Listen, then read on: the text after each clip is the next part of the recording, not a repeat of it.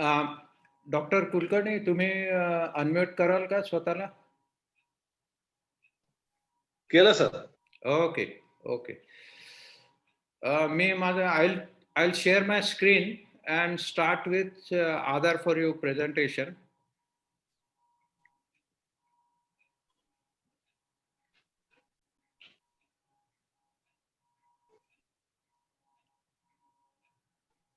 One minute.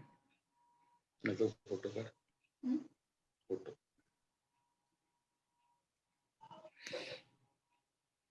Okay, welcome you all. I'll just briefly introduce Aadhar for You organization with you all. Our motto is sharing humanity. Um, this organization is founded in 2006, and we believe that all human beings have right to live with dignity and respect. All the naturally available resources and democratic facilities are gift which is to be shared equally by all men and women, whatever their race, nationality, of religion. So basically, we try to focus in institutions which are in the state of Maharashtra in India, but these institutions are not in the major cities but remotely placed and very difficult for most of the corporate organizations to know about them. And our basic work is for the children and their upbringing. And since 2006, we have carried out about 10 to 12 projects. Every year or alternate year, we do some projects. We came up with Snehalaya. We came to know about Snehalaya in 2008 during Paris get together. And in 2009, we had our first project with the organization Snehalaya. And since then, we are continuing off and on some projects with Snehalaya, Anandvan, and various other institutions in Maharashtra. The project for 2020 and 2021 will be with Snehalaya, and this will be girls' dormitory repair works at Snehalaya, Ahmednagar, India. And objective is to raise about 12,500, which is approximately 10 lakh 60,000 rupees. And the work to be carried out is electricity fitting, replacing doors, tiles, toilets, which are in very bad condition at the moment, paint work, mattresses, and lockers for the girls who are staying in this dormitory. So this is all. At the end of the session, um, we will request you, whoever wishes to donate for this cause. This is the information of our bank, and this is also available on our website www.aadharforyou.org, or you can always contact us on info@aadharforyou.org. So now I'll share a small clip which is on Snehalaya, about 5 minutes clip, and then we'll continue with the conversation with Dr. Kulkarni. Urjita, after this clip, I'll make you the host. So if there are any people who are in a waiting room, you can admit them, please. Yeah? Yes, there are already some. Can you maybe let those in? Yeah, I just okay. allowed 3 of them to enter. Good. Okay. Yes, I will take over after the clip. Thanks. Yeah.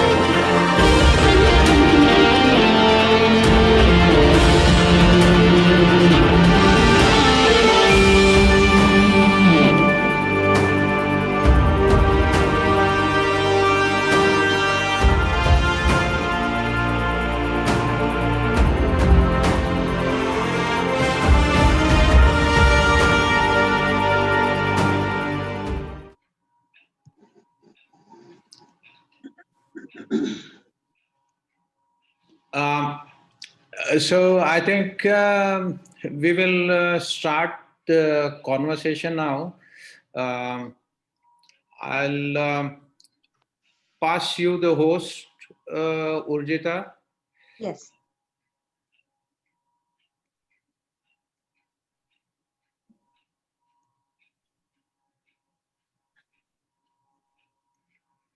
And with your permission, Dr. Girish, I'm recording this session.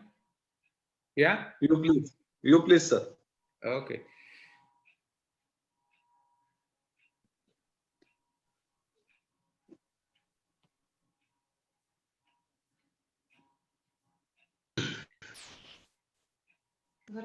So, namaskar, Dr. Kulkarni. I'll give small introduction about this thing.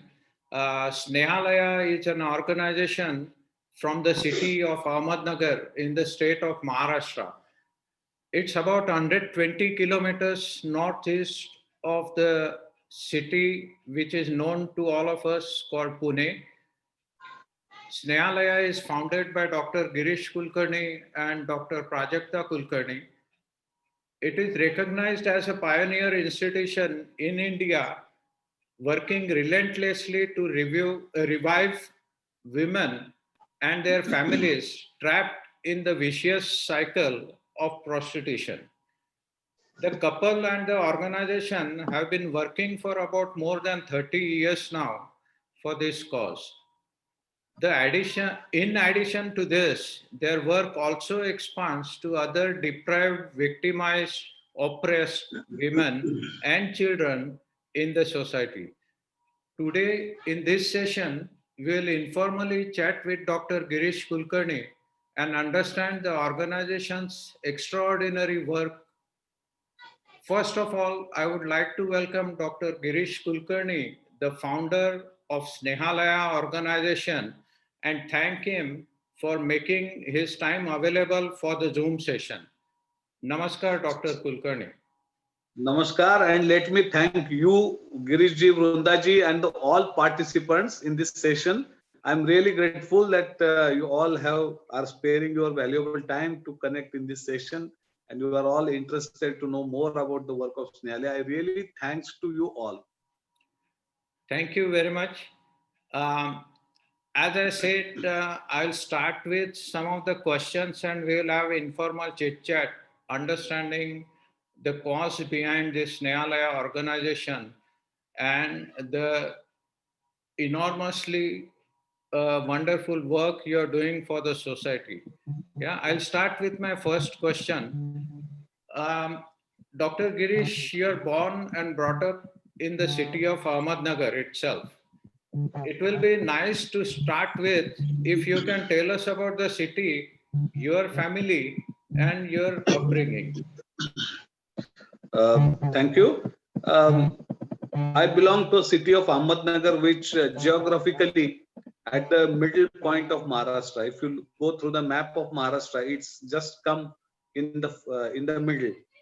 And Dr. Shashi Dharmadikari has joined this session. He actually wrote the book on my city, Ahmednagar, and because he belonged to the same city.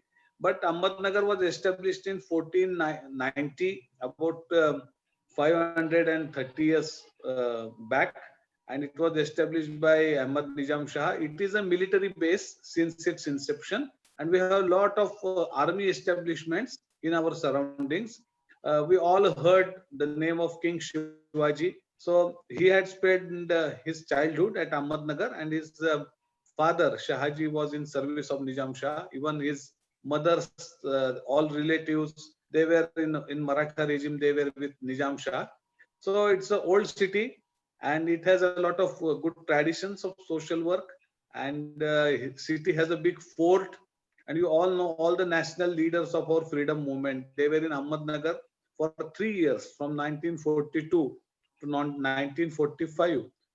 And all great books like Pandit Jawaharlal Nehru wrote The Discovery of India, Maulana Azad wrote Gubbare Khatir. So a lot of great books were written in the fort of Ahmednagar when all the national leaders were imprisoned here. So Ahmednagar is one of the oldest cities, very colorful people from all caste, creed, region, religion you will find in this city. Uh, about some small info about your family background and your upbringing, please. Yeah. So my father and mother, they both were the teachers, and my grandfather, no, the father of my mother, he was a freedom fighter, and I used to see and meet all the people, who have participated in freedom movement since my childhood. And also my parents were always interested in doing some social activities. They were part of many social organizations here. So while doing their job, they were doing a lot many things. And the all type of people are coming to me. So I always have a feel that there was no discrimination on basis of no caste or etc. So they are very welcoming people to all. They are friends from all caste and religion. So I brought up in a family where the people know they are looking beyond all these artificial barricades, human barricades, and they encouraged me to do what I want to do. So they always encouraged whenever I told them to I want to join social work or anywhere. So they have never stopped me. They have never objected me. They have always know family is very supportive since my childhood. Oh, that's great. We just now saw the short clip. Uh, but before we go into detail, can you give us a short overview of Snehalaya organization?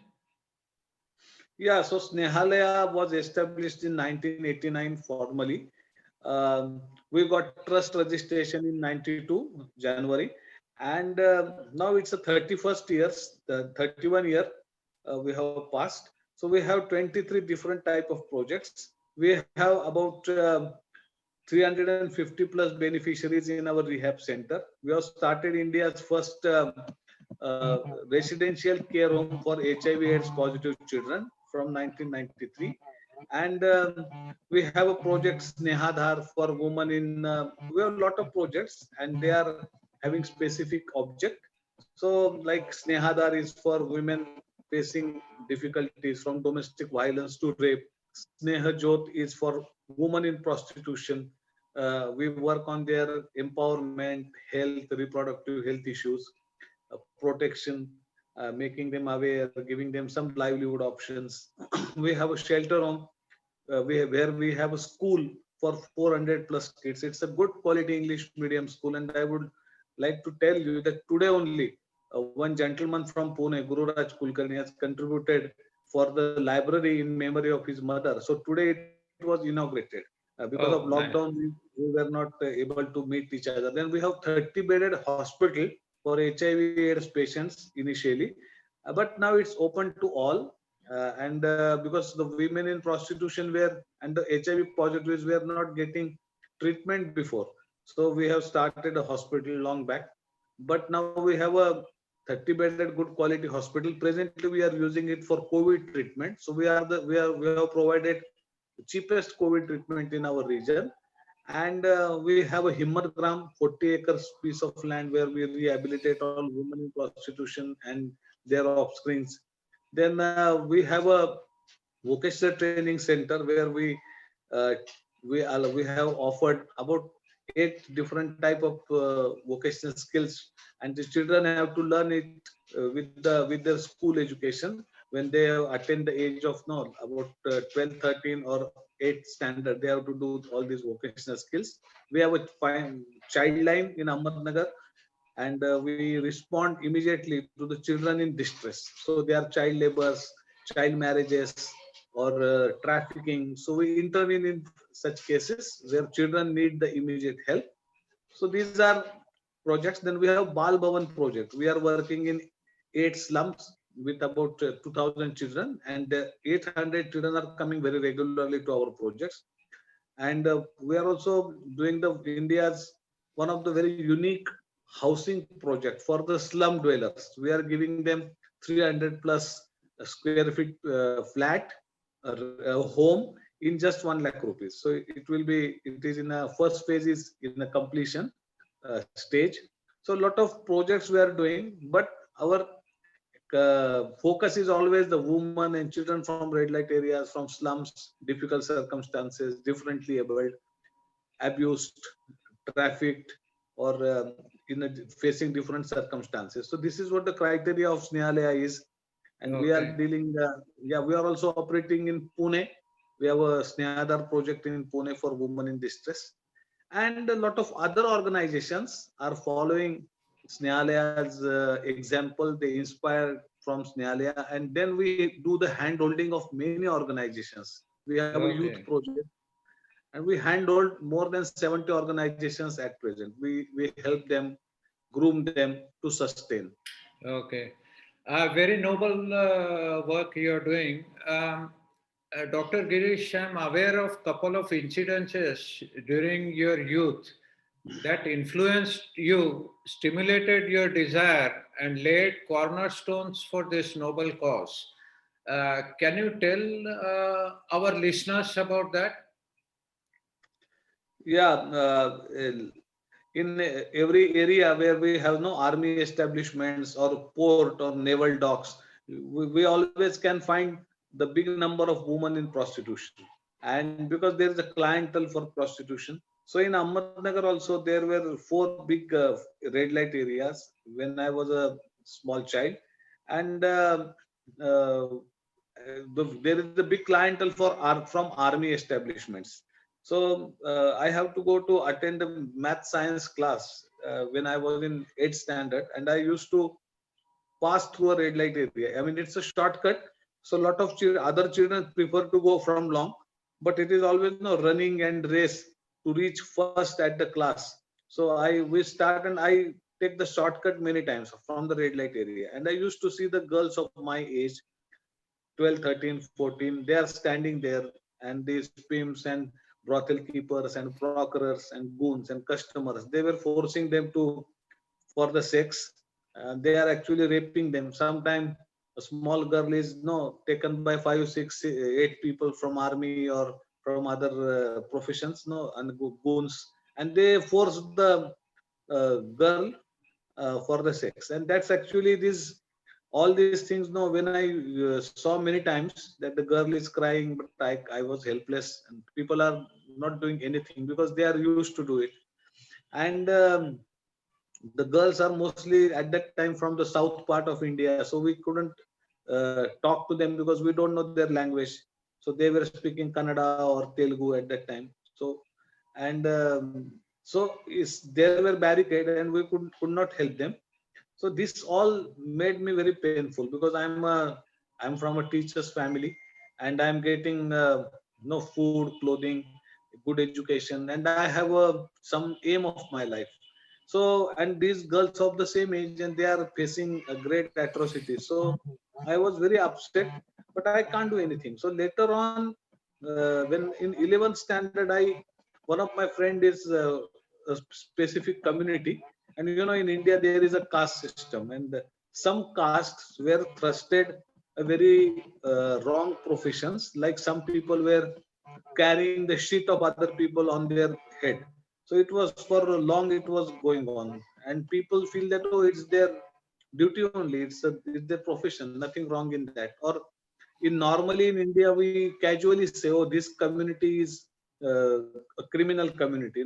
They are for even police is suspecting them whenever there is a dacoity or theft. So this my friend was from a community where the women and the girls were forced for the prostitution. So when I went to his home, I saw his 16-year-old sister is doing a prostitution. His mother is doing the prostitution, and his grandmother above age of 40, age of 70, she is also doing a prostitution. And for once I just thought that God has placed me in a good family where I was uh, my basic needs were fulfilled. But if God places me in such conditions or such families, and if I see my own people, no, my own sister, mother, or grandmother in such a dirty condition, such a painful conditions. What can I do? No, what would I do? Just I can see and say, oh, it's very bad, and I will just move or I will do something. So that has made me finally. That was the last punch, which made me force me from inside to do something. Because then after, it's a long journey, but I was feeling all the time upset because I know that I can't change the fate of anyone, but I can do something. I can't do everything, but I can do something. So that's what my feeling. And that actually, the painful experiences which I saw, that that made me that inspired me to do something. And I have started doing something just to come out of guilty Yeah, conscious yeah, of my mind. And yeah. that But has you come from middle income family, all educated, educational good background of your parents.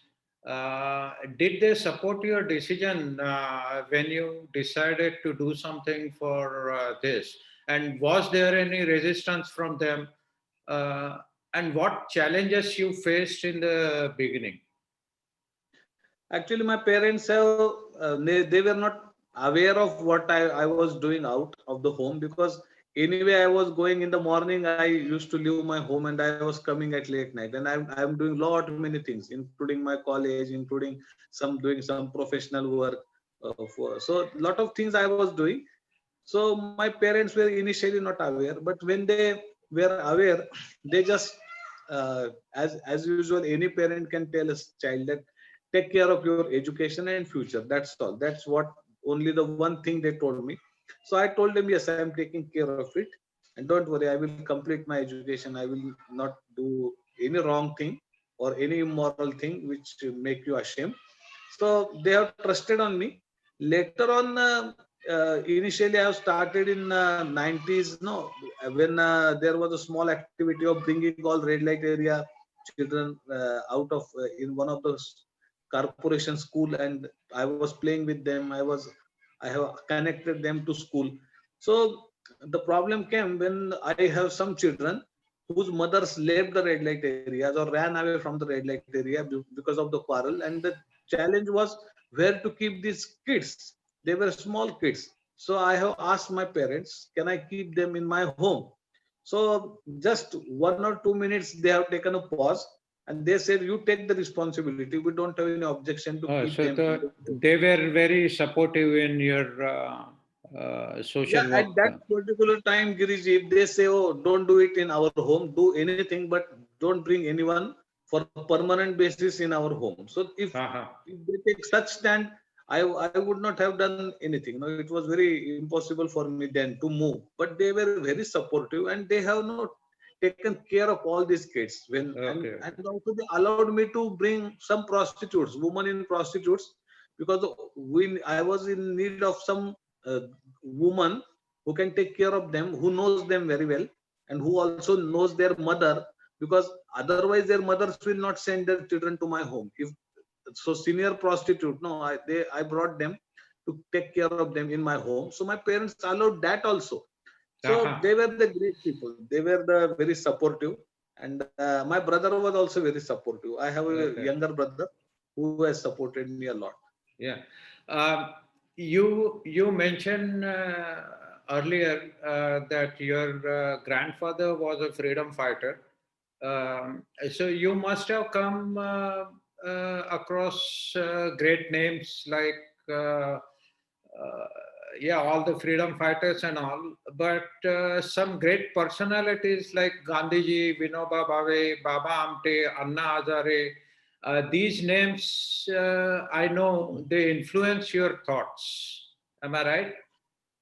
Yes, sir, you are absolutely right. When I was a small child, I have very closely saw Achyut Patwardhan, Rao Sahib Patwardhan. Achyut Patwardhan was the leader of 1942 movement of Chale movement. So they were always coming to my home.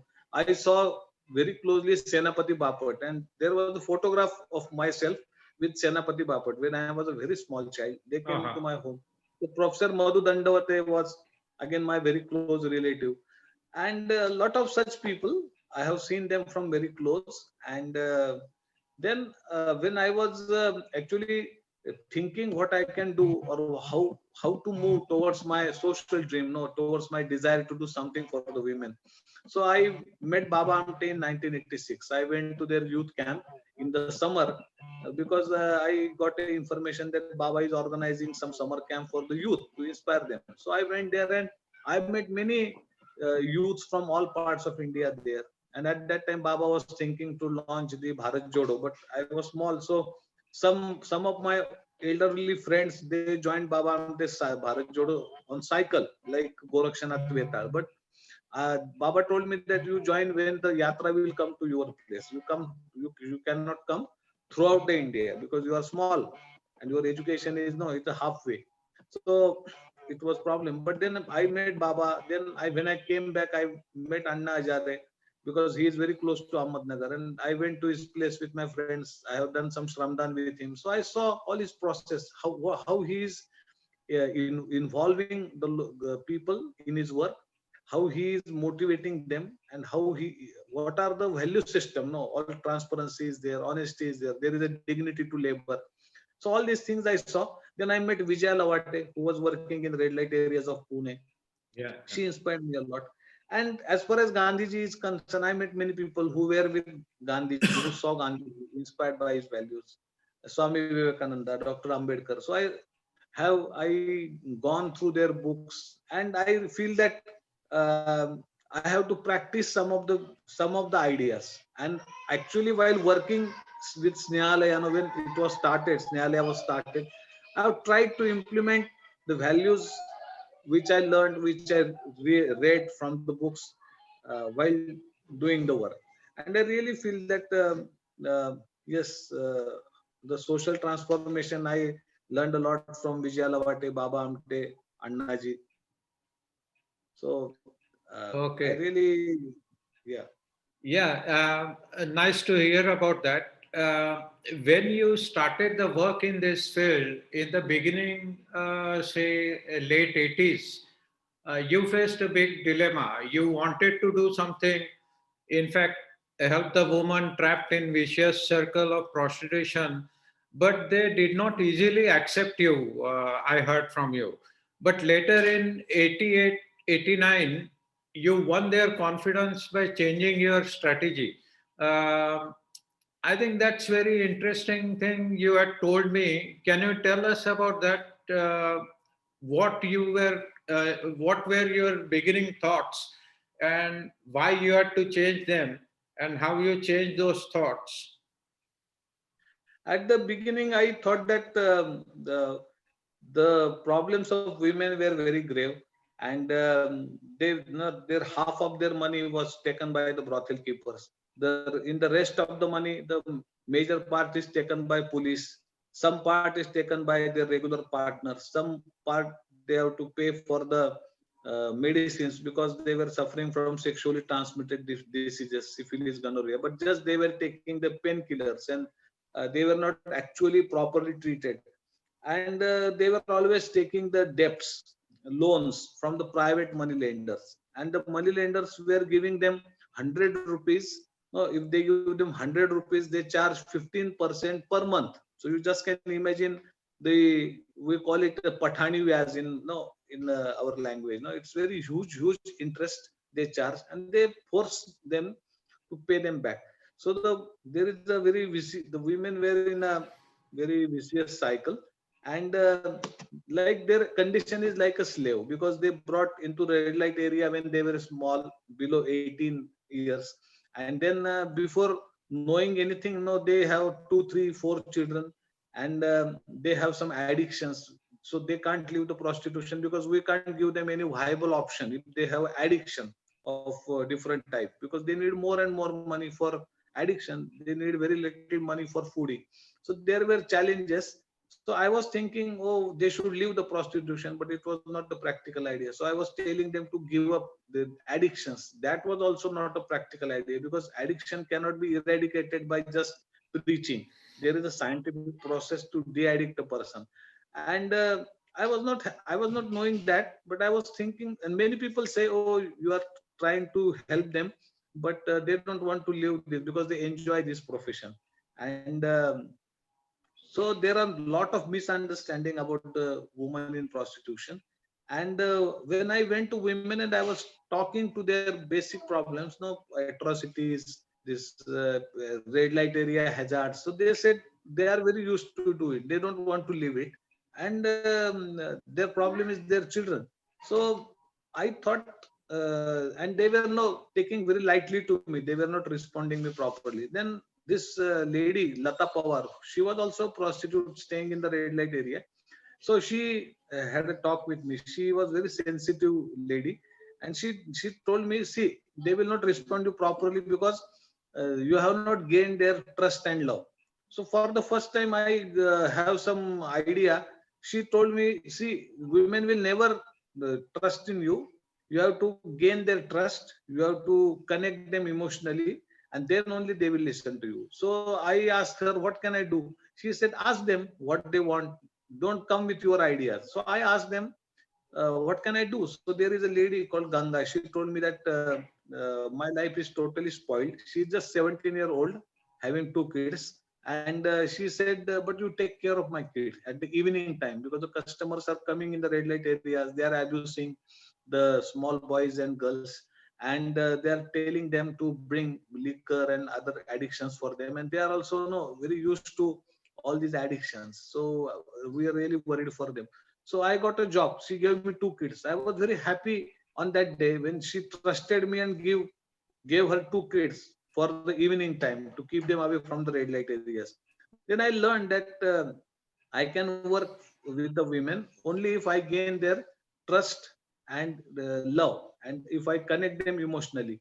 So ideas and teaching and preaching, it never works in India. You have to gain the trust and love of the people to whom you want to serve. Then only you can work. So I went there for teaching, and I got a good preaching from them, and I learned a lot from them. So it was the journey started, and when I established the emotional relations and I gained their trust, the rest of the things were they were easier for the functioning of Snehalaya.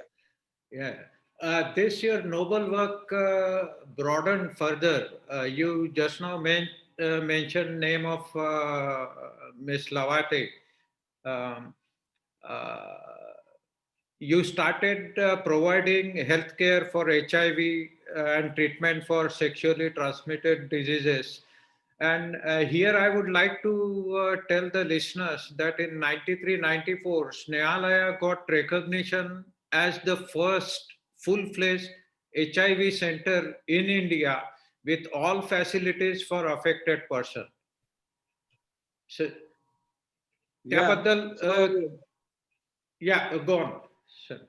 no, when in 91, 92, HIV has become become a bigger problem, because before that we were using we were distributing the condoms and training them for contraceptive just to protect themselves from pregnancies and from this sexually transmitted diseases, syphilis and gonorrhea, etc. But from 91, 92, this HIV has started spread, and the customers are coming in the red light areas. They're forcing the women to have sex without condom, and they came by after consuming a liquor. They come in groups, and they actually they spread the infection to the woman in prostitution, and then they also do the sex in the houses. So it was spread up everywhere. But no, the people were blaming the women in prostitution only for the spread of HIV and AIDS. So we have started.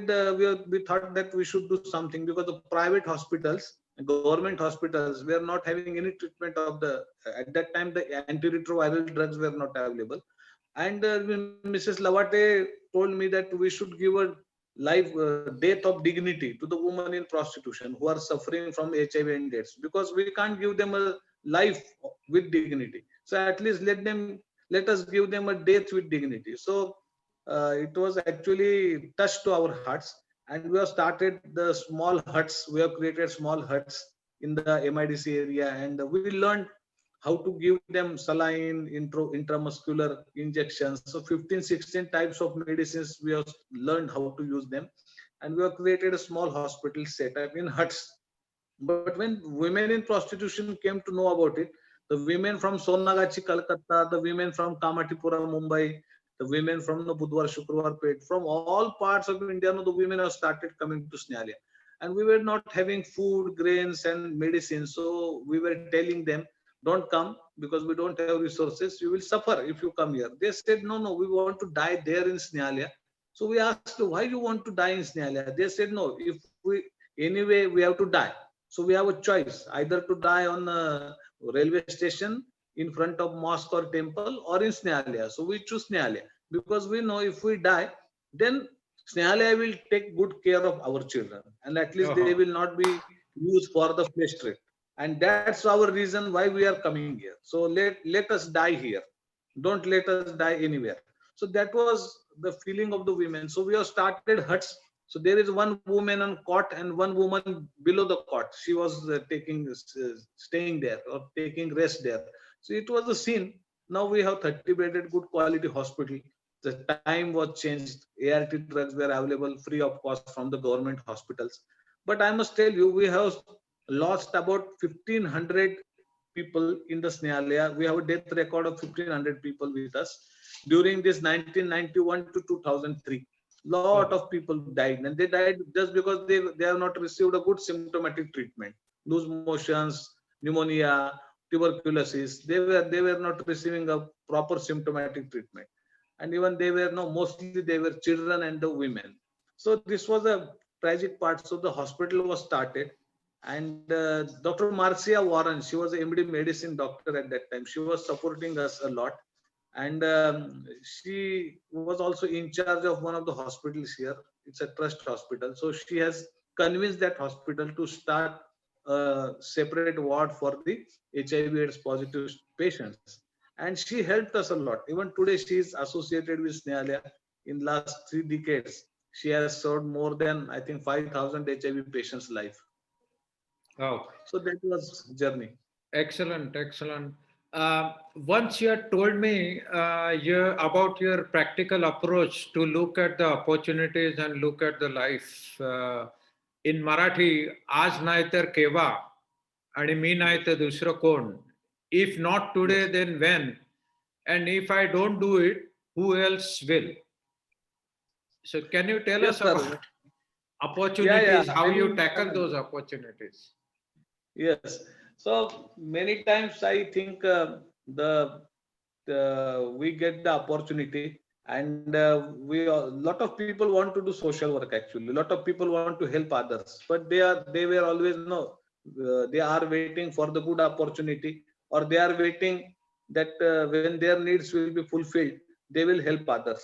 So at when I was a youngster and I have option, no, I myself was interested to join army. My parents were saying join civil services. You are able person. You can do lot of help to other people if you join civil service and become an officer or become a if you pass the UPSC. So there were a lot of confusion in mind, and many of my friends, no, I was insisting friends to join my work or join our mission. So they say, no, let us complete the education first. Let us get settled in life. So when after a lot of experiences, I really feel that I may not get a time because time is not in my hand. I don't know how the tomorrow will be, but I know today is in my hand and I can do something right now, which is very important because I have no control over tomorrow. So the question came in my mind, which has become a no in inner spirit for working. That's if not now, then when? If not me, then who? Because I was thinking, a lot of people say, oh, let other people do, let police do, let the government machinery do, let other organizations do. But these two questions, no, they have motivated me all the time. Whenever the opportunity is there, I used to ask myself, if not now, then when? And whenever the thing come that I can push my responsibility on someone else, so at that time I ask myself, if not me, then who? And I think these two questions motivated me to start the organization at the age of 20. And today I am say 52 years old. But I thought that these two questions have motivated me to act right now because we don't have control over tomorrow. Yeah, in this respect, you had told about that first piece of land which. Yeah. So tell us So that then, incident. yeah, it was very nice incident actually. That also shape up my thoughts. Actually, I was when I have a lot of children in my home, I was thinking to. I was in need of land outside my home because my home was very small and I have about 20 plus kids in my home from the red light area. So there was a huge crowd in my home, and there were some of them were tuberculosis positive. So there were health challenges also. So I was thinking to get a land. So someone told me that in Ahmednagar there is a person called Mansukh Lal Mutha. He is a big landlord and he has many land and he's a good person. So meet him. So I have traced who is in contact with that Mansukh Lal Mutha because I don't know. I was not knowing who was he. Then I got a clue that one of my friends Sunil Dudat, he is working with them on some projects and he knows them well. So when I got this information, there was a rainy season. It was a month of June and it was a cloudy and the rains were there. So I thought, okay, I will go tomorrow and to Sunil Dudat and I will inquire about this landlord. But then the second thought came in my mind that there is a rainy season and I don't know if the tomorrow rains will be there or not. If I wait for tomorrow, tomorrow may not come. So I have to go right now. So I made my mind and I just reached to his home. So there was a total dark because whenever there is a rain, electricity goes away. So I went to his home. I knocked his home, and he asked me, "Who is there?" I said, "I am Girish, and I want to come and to talk to you." He said, "Come tomorrow." I said, "No, I have some urgent work to talk to you." He said, "There are already guests in my home." I said, "I will just sit there and I will wait. When the guest will go out, I can talk." So he said he was actually not very comfortable, but he said, "Okay, come and sit there." Then after some time there was a huge rains have not stopped and the light was all not there and these people sitting with him Sunil inside, so they have now finished their all business, they are no subject to talk to. Then they asked me, who are you? And Sunil told me he's my friend. So he said, why you came here? I said, I want to talk to Sunil for some personal work. Then that person asked me, what is your personal work, what you are doing? So Sunil told me he's doing some social work. I thought that he needs some help for that. So I asked, can I explain what I want? So I explained that, sir, actually I'm doing this type of work and I want some piece of land. It's about 10,000 square feet for making a school and vocational training center and hostel, good quality hostel for the children from the red light areas. So he said, but it's very, you are expecting very small piece of land when your ideas are very big. So I thought, yes, my ideas were big, but I was just I was not having any resource, and I was having just ideas. So people never believe in ideas. People want to see something with their eyes. Then only they can trust. So normally people don't trust in ideas. So I said, so that's why I'm expecting some such small piece of land. He said, I will give you one acre piece of land if you do it, and then after I will also give you more piece of land, more land, if you really work on that. So I said, who are you? He said, my name is Mansukh Lal Mutta. I am just came here to do some business, and I stuck here because of the rains. But at that time I got a piece of land, and the Snehalaya was developed with that piece of land only, which Mansukh Lal Mutta gave. On that day, if I lose this opportunity and I say, oh, let me go tomorrow, the tomorrow never comes. Yeah, So I was firmly believe that whenever the good idea comes in your mind, we have to implement it immediately because there is a sense, there is a say will of God. We can say that the all universe supports you if you start doing a good thing at right time. On if it's a moral idea, it's a good idea, it works yeah, because there is a sense behind it. So yeah, so many times we immediately work and people ask us, oh, you are yesterday we met and we are not discussing any idea, and how you have started working on this idea tomorrow? So I said, yeah, I convey the idea to the people, but many a time I got a benefit to start now. yeah. Very nice, very nice. You must have encountered many challenges in stopping prostitutes' children entering in the profession. Say young children entering in the same profession, stopping minors being forced into this trade. Uh, how was your battle against society's stigma? So you mentioned that some caste or some groups are destined or decided by the society that they will do this sort of work only. How you, what were the challenges and what was the battle to remove this society's stigma? Actually, uh, uh, in India, no, the laws are very good. There is a grade laws now, and the problem is the system is C grade, and there is no civil society. There is a lack of civil society. So now we have, if you just go through the laws, we have a Juvenile Justice Care and Protection Act. We have a POXO Act for protecting children from sexual offenses. We have a ITPA, ITPA Act, Immoral Trafficking Prevention Act to protect the woman to enter or to force them to the prostitution. So we have, and we have a Constitution of India where all fundamental rights and duties of the citizens were clearly mentioned. We have a Charter of Human Rights. We have a lot of good laws, regulations for child marriage, child labor. For every aspect, now we have a good marriage. Then there is a PCPNDT Act which prohibits the killing of the girl child in the wombs. So a lot of things, lot of good laws are there, but we always feel we always observe that since there is no civil society, the police never get a good punch, the good witnesses, the good complainant, and that's why the cases always fail, or the conviction rate is very low, below the 10% in the criminal offenses, and mostly the offenses related with women and children.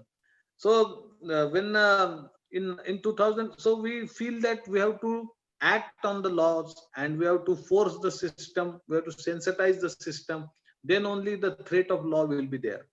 So we have rescued some two, I mean, there were more than 700 cases we have intervened, but in 2006 we have rescued one girl of 14 years old, and she was abused by 22 people, and there another girl of 15 years old, and she was abused by 17 people. So the girls were rescued by us, and when we actually get the information, the people who abused them were the hotel owners, the government servants, the political bigwigs, and there is a nexus with the all organized criminal gangs, because in India all this trafficking and prostitution has a clear nexus with the organized criminal gangs, and organized gangs have links with the political parties and leaders. That's what we all know what the reality is. So when we have rescued these two girls, and we forced police department to file the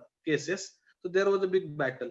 So we also got lot of experiences, but we never uh, just satisfied on blaming the police for not doing their things done, but we help them very receptively, very humbly, and ultimately after the battle, no, we have protected these two girls for 8 years. So the judicial process also, they take cases in the Yeah. lower court, they take 8-10 years to get the justice, to get so we have protected these two girls in 8 years. Every day we were receiving the threats by all these organized gangs, and they were threatening that they will inject HIV positive blood to our volunteers, because we were the complainants, punch witnesses, we all were playing the role. And at the end, no, at the end, after 8 years battle, all these criminals were given double time, lifetime imprisonment. Oh, So life imprisonment, double life imprisonment was a big thing in Indian process of no child protection and child law. So for the first time, the conviction was you on a very stringent conviction was there, and then after, no one dare to keep the minors in the prostitution or in the flesh trade.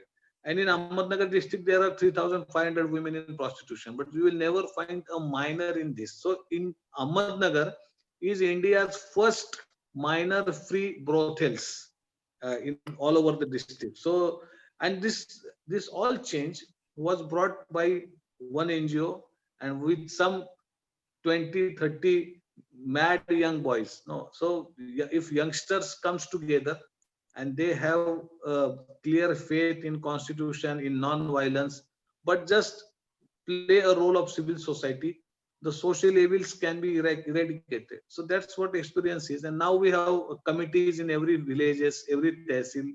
They'll report us immediately. We act in coordination. So there is a huge youth strength is with us, Yeah. and there is a threat of law. So laws are best, but only thing is to implement them is the job of civil society, which civil society is not there. But also we were talking with Jat Panchayat. No, there is a every this nomadic tribe communities and Dalit communities, they have their Jat Panchayat. So caste judicial system.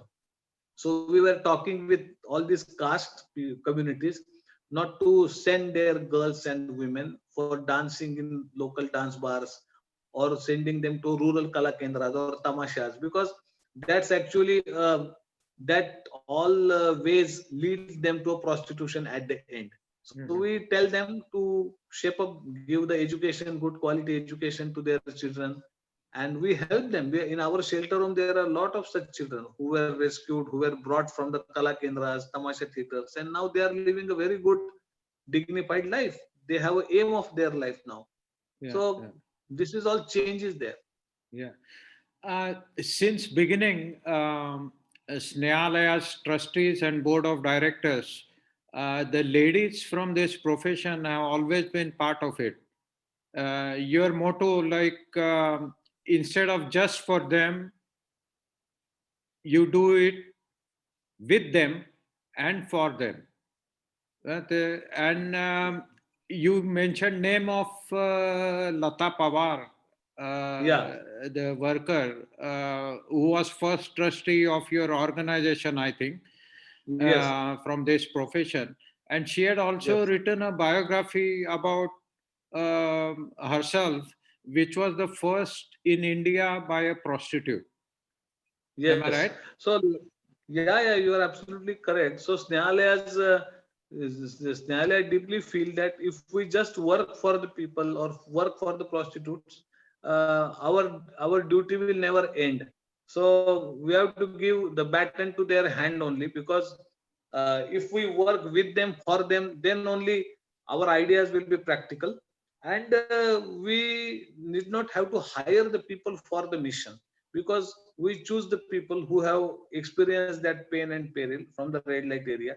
So in our team also there are a lot of children who are the past students who were born and brought up in the red light areas. Now they are leading the many of the projects of Snehalaya. They have done their MSW, Master in Social Work. They have taken good education and now they are leading. So in Snehalaya's life members, all the women, active women, sensible women from the red light area, we have invited them to become a member of the organization. So they are life members. So they are the trustees of Snehalaya, and the major projects related with the women in red light areas, like we were working with Pathfinder. Pathfinder was supported by Melinda and Bill Gates Foundation, and Pathfinder was working on the reproductive health. So Snehalaya was the biggest partner of the Pathfinder at that time, and all the project was signed and monitored by the woman in prostitution. So Uh-huh. the prostitutes were the directors of this project, and they were monitoring the MBBS MD doctors. If they are not coming in time to the hospital, to our clinic, they give them a memo that you should come in time, and they were performing their duty very well.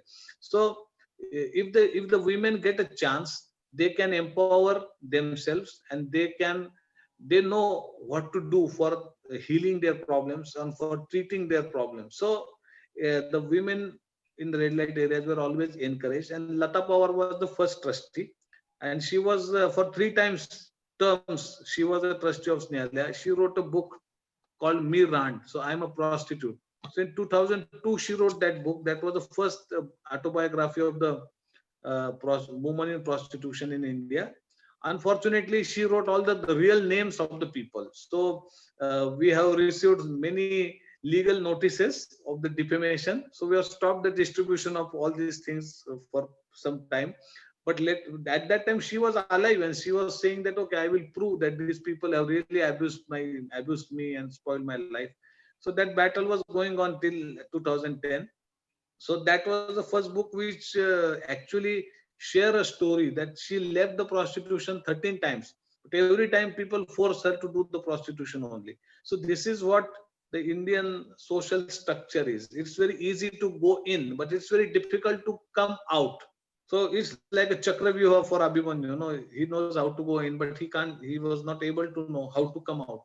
So that's chakravyuha, and all the criminal gangs, the regular partners, the police, the brothel keepers. There is a and the addictions. So they all stop the woman to come out from the or leave the prostitution. So that all stories were there. But I think the biggest thing is even today the red light areas women know we are dealing this project Snehajot through them only. They are the directors of the project, and Mr. Praveen Mutyal and Deepak Buram, they were born and brought up in in the red light areas. They were looking after these projects. Uh-huh. Good. I'll come to the last question now. Like we in the beginning, I showed slides about Aadhaar for You project. Can you tell briefly to the listeners about this dormitory, its current condition, and what Aadhaar for You's commitment is? We have requested Aadhaar for You to support us to uh, make the reconstruction of the girls hostel, because we have a girls hostel for 100 capacity, and it was actually built in 1998-97, but now it's old, and all these toilets have to be repaired, and we have to make it usable again, because it was used by many girls. Now I think more than 1500 girls have taken the benefit of that hostel, but now the hostel is in a very bad condition. So instead of creating one new hostel, it's a big cost. We need actually about say about 15 lakhs rupees to reconstruct all the hostels, and uh, that makes us know we have to create some small kitchen inside also, and a lot of repair work is there, painting work is there, because in last 20 years it was not painted. So people always give some help to food grains or medicines, or for new building people are interested, because we name the buildings with some no sponsor, so they are interested in doing such work for the new building. But this is an old building useful for 100 girls, and we need some funds for the repair work there, painting and toilets.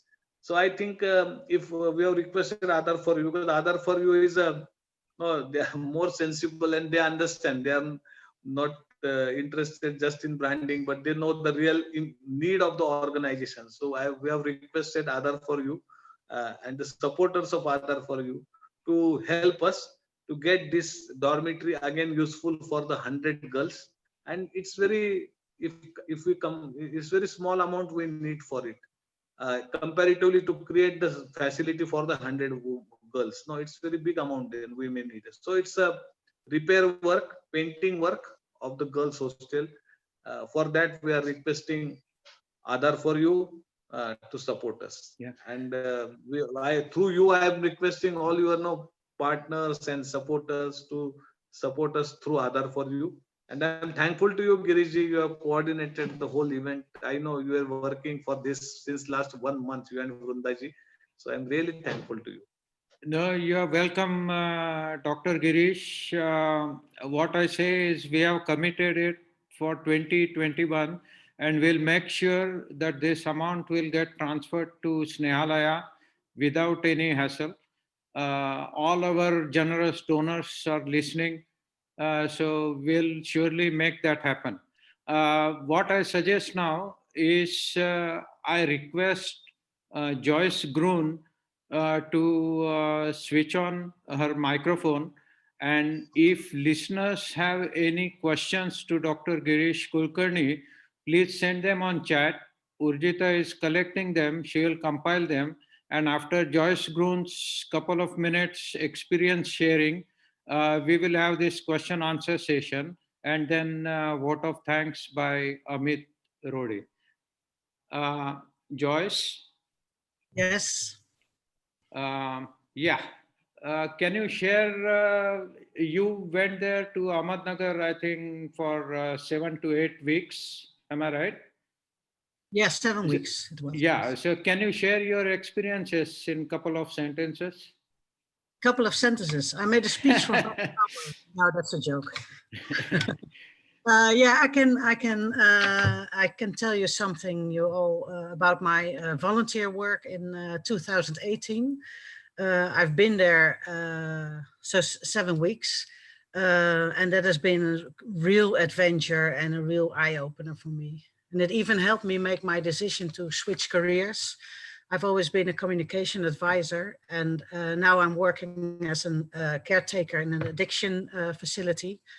It's very nice to hear some things from Girish's speech right now, like grabbing the opportunity, have patience and trust. You have to build a relationship with your care askers. Otherwise, it won't work, and you have to work with them and not only for them, because they're in charge of their own life. They know what's good for them. I see things like that in my own work with addictive people. But back to Snehalaya.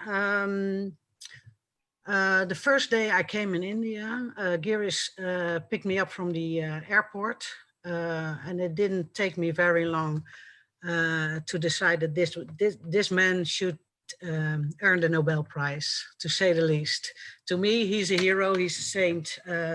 Founding Snehalaya is one of the best things I've ever seen in my life, and one of the most selfless things I've seen people doing. And I've seen so many beautiful projects over there.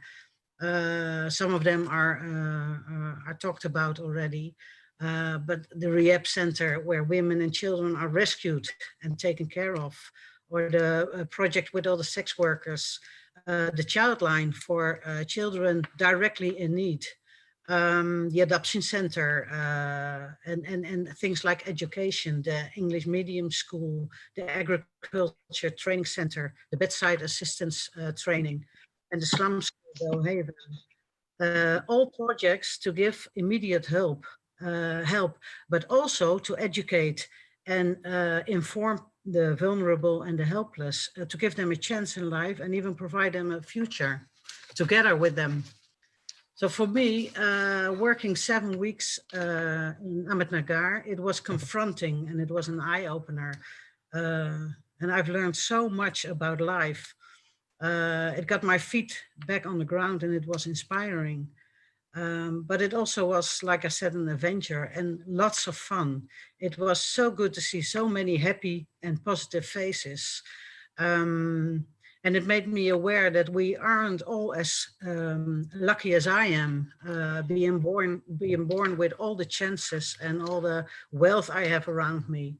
Yeah, so I was very grateful to be there, and I'm very grateful with people like Girish, very grateful with people like all the people working at Snehalaya. And also like Joyce and Nick, two people who I worked very closely to. That was fun, that was learning, that was great. And I'm very proud to have been able to help there, to contribute, however small it was. But it was very, yeah, it was an highlight in my life. Yeah, I hope to get back to Snehalaya. I'm very proud of having been there and seeing what Girish and all the people around him have made possible over there. Thank So you. that was half an hour, right? Thank you very much. Yeah, you're welcome. Dr. Kulkarni, is that Prajakta next to you? Yeah, Prajakta is also with me. Okay, And, these are the two founder members of Snehalaya. Namaskar. Giriji, I just want to share one thing. Yeah. Joyous and Nick, Joyous Connolly and Nick Cox is also joined this session, and they Yeah. are from UK basically, and they are here in Snehalaya since last 6 years, and they are doing very amazing work.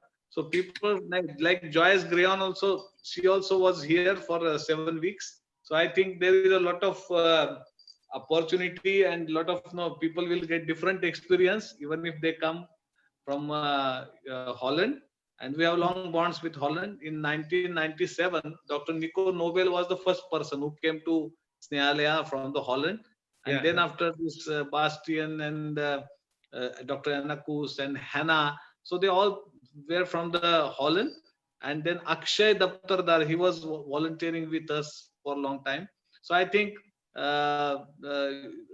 I request you all to, whenever the people come to India, they just can come and visit Snehalaya. I request to you all. Thank you. you. Thank you. Thank you. Can I say one more thing? Yeah. I'm glad to have met you, Girish Thakur, because it gives me an opportunity to be of any means to Snehalaya, because I really want to try to have a part in all the projects or all the work you are doing with your foundation. So it gives me an opportunity to extend my help to Snehalaya. Yeah, sure. We'll talk about it in one of these days, Great. Joyce. Thank No you hurry. very much. I'll pass on the mic to Urjita. Urjita, if you have received questions, maybe you can ask them to Dr. Kulkarni. Yes, we have received some questions. I'm just worried how much time we have. Um, we have about 10 minutes. Okay, good. So that'll cover at least a couple of questions. So, first of all, thank you very much. It was an extremely eye-opening and inspiring talk that you gave us. Like, especially when you said young people can help a lot and can help in many different ways.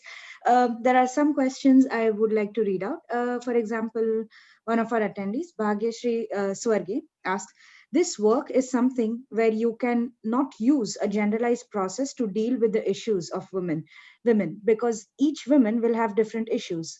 How do you deal with this? For example, you gave us an example how you talked to one of these women and she told you what her problems was. But probably this changes, or there are several problems from several women. How do you deal to answer or deal with those problems on daily See, basis, for example? every person has some different distinct problems. That's the real reality. But we can. Our aim is not to solve problem of every individual, but actually we want to create a system where they will feel safe. No one exploits them. No one can influence their decisions if they want to give up the prostitution and to live the other life, which may be dignified life, or so that's our aim is. We just want not to solve their problem, but we want to make them empowered to solve their own problems. So we help them, handhold them, support them. We are not solving their problems, we are helping them to empowering them to solve their own problems, because otherwise uh, no it if they dependent on us for solving their problems, they will never be independent and empowered. Yeah, no, that's a very progressive approach, I have to say. There's another question which is interesting with respect to I'm being from Netherlands. In the Netherlands, prostitute is legalized. This question is from Kedar. The government ensures proper checks before anyone enters into prostitution. With your experience of working at ground level in India, what are your views on legalizing prostitution in India? Do you think this will lead to general positive or negative impact, or is this even possible, for example? As per I know, the prostitution is legal for the woman from a Dutch origin or having a proper citizenship from the Netherlands.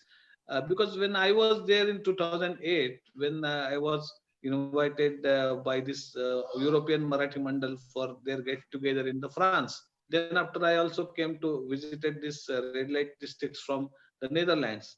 Then I saw that I met many women and girls. So they were brought for the giving them fake assurances for the household jobs in Italia, and then they were taken up. No, their visa and passport was taken by the organized gangs, and they were sent to the red light districts in the Amsterdam. So I asked them, and they were not living a good life. Actually, they were in a very painful situation. So when I asked them, why have not you are not complaining, they said, Yeah. if we complain, we have to answer first how we came here illegally and how we are staying here illegally. So that were, and then we have to face the other consequences. So better to live with the present conditions. So it was their answer. So the conditions in India are horrible. Like in India, the prostitution is legal. I must tell you. In India, if the woman is doing a prostitution for earning her own bread and butter, no law objects her. But thing is, you cannot run a brothel. You cannot force someone to do the prostitution. You cannot take the money of someone who is selling his own body and you are taking the money. You cannot force the minors to do the prostitution. So these are the laws. But if Understand. someone is selling his own body for his own bread and butter, no law objects it. There are Oh, different. So this is what the legal condition is. But in India, you see, I know many girls who are age of no 13, 14. They were given hormone injections, and they were made to look like they are 19 or 20 years old, just to not keeping them in a bar of no minors, using minor. And even if you tell the police that this girl is small, they say, oh, you just look at her, she is so big. And so such things are also happening in the practical. And in India, getting a birth certificate of any person, no, that he is above 18, it's a job of say 200 rupees. It's a job of $4 only. So this is what the Indian conditions are. There is a lot of poverty. There is a lot of caste based system, because if you analyze the social background of the woman in prostitution, you will come to know the 80% women in prostitution are coming from nomadic tribes, Dalits, minorities, other backward classes, and the economically backward zones where there is no industrialization, there is a water scarcity, natural calamities. So in India, people are not coming to this prostitution for their own will or to earn more money, but it's the force, it's the yeah. unavoidable conditions, it's not non availability of the options when Correct. because there are child marriages. There is a 80% rise in child marriages in India in a lockdown period. You must have heard this or read this news of the NGOs made the surveys. So India is having different social and economic structure. I Mm. think it's very legalization will lead the life of lot of children in the miserable conditions. So I think for India, the legalization is not a way, uh, and we have to do the anti-trafficking drives, creating shelters for stopping the kids in going in, forcing them to prostitution, and use the Right. laws, existing good laws. This is the way. It's a So there's one more question, which I was also curious about. Like, this is a kind of work which comes with in the beginning with a kind of a social stigma, or that something which you've already talked about actually also. Were you threatened by criminal gangs during your work, or did you have any political opposition for your work when you started off, or even now, for example? Yeah, I was many times I received threats. Many times people beaten me. Many times I beat the people, and I mean group of our youth volunteers, we attack the people because every time police is not there to protect you, so you have to Indeed, protect yeah, yourself. And correct. police has a very important work in India of giving no bandobast to the ministers and no political events and no formal event. The police has to keep the law and order situation good there, and they get Yeah, very little time for crime investigation and supporting this underprivileged sections. So this is unfortunate, but this is a practical life. It happens. yeah, So we have supported ourselves, we have protected ourselves, and many times you can't go to police because you know that, say, any illegal business is not possible in India without the help of police. true.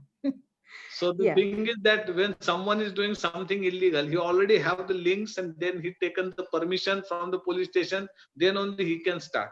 He can, correct. even if a chai tapri, if you want to tea stall to start on a street, you have to make bribing first to the corporation people and take their sanction, and then only you can do the business anywhere. So this Hmm. is what the Indian system is. And so there is a problems are very different here, actually speaking. Yeah. Indeed. So I don't know how much time we have, but maybe one last Maybe question, last Girish. last question, maybe. Yes. So as a young volunteer, or like people who are here from not from India, what can we do to help except for any monetary help? So we are very far away. The obvious thing that we can do is give monetary help. Is there anything else that you can think of how we can help? I see a lot of Uh, people have already made efforts to go to Snehalaya and help there in person. Anything else that you can suggest us? We are more than welcome for any ideas. Urjita, Yes. can I request you to Joyce Connolly is here. So she is looking after all these volunteering sections. So Okay. I think let her answer this question on behalf of Sure. Snehala, if you Yeah. don't Yeah. mind. Can you unmute yourself, Yeah, Yes, I Joyce? will yes, I'm unmute. here. Perfect. Yes. Yeah. So normally we would welcome volunteers, but at the moment we've been on complete lockdown for the last 7 months, and I don't see that stopping for a while because our children are HIV positive, so we have to take extra care of them during the pandemic. But once the pandemic is over, then yes, please come and visit, because I think Joyce has expressed it really well, the other Joyce, that it's an amazing experience, and I'm sure she can't even remember half the things she's done. I know at the end of each day, it's a bit hard to remember what we've seen and experienced each day. It's an absolute joy to be here. But what you can do in the meantime is follow us on social media and share our stories. So today, for example, we have just opened our new library in the school, and I've just Wow. posted some lovely pictures of some of the kids enjoying the facilities. So just spreading the word like that, that really helps. And also just the general messages. I mean, Girish is great because he doesn't focus all his time on Snehalaya. He's very focused on the broader social issues. So raising awareness of child marriage, child labour, lack of education, those kinds of things, domestic violence against women. I know these are all hot topics at the moment with lockdowns, etc. But really, you know, this is an everyday fact here. We still keep seeing horrible cases of girls and women attacked in India. And, you know, the more people that speak out against these things, the better it is for everybody. So yes, please support us. We welcome your support. We're rising to the challenge of COVID at the moment as well. We have how many migrant workers? Yeah, 40,000 migrant 40,000. workers went through Ahmednagar. So Girish and some other NGOs in Ahmednagar kind of pulled together to meet them on the road and help them with whatever they needed, food, water. There were no restaurants open en route. It was difficult Literally to get life supplies they were giving them. Yeah, difficult to get water, giving them new shoes, giving them a bike if they needed some wheels, whatever they needed, they were there to provide for them. Yeah. So, yeah, I mean, just keep in contact. If you want to ask more questions, want specific information, then yes, please feel free to get in contact. We're always open to everything. But yes, support Snehalaya, but also just support Indian society, world society. Yeah. Yeah. Indeed. Thank you Okay. so much for telling us. Yes. Girish Kaka, can you Yeah. become the Yeah. host again? And Yeah. Perfect. Thank you very much, Thank you. Urjita. I would like to wind up this session with requesting our secretary, Aadhar for Youth Secretary, Amit Rode, to say some words about vote of thanks, and then we'll stop this session. Amit, can you unmute yourself, please? Yes, thanks, Girish. Hello, everyone. Greetings from the Netherlands. I hope I am audible to you all. Honorable Dr. Girish Yes. Kulkarni, Dr. Prajakta Kulkarni, respected Joyce Kroon, our most valued invited guest from Netherlands and UK, ladies and gentlemen, it's my privilege to have us to proceed with a vote of thanks on this occasion. I am Amit Rode, Secretary for Aadhaar for You. On behalf of all the team members, our volunteers and attendees, would like to thank you, Dr. Girish Kulkarni, for sharing your life's journey, information about Snehalaya, and the wonderful and a very challenging work you have been doing for last 30 years. It has been really a wonderful experience today for all of us. A big thanks to respected Joyce Kroon for sharing your life experiences and the work that you have done as a volunteer with Snehalaya.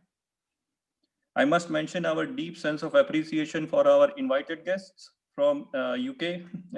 So Nick, Joyce, and from Netherlands, Hannah. Thank you very much for being with us today.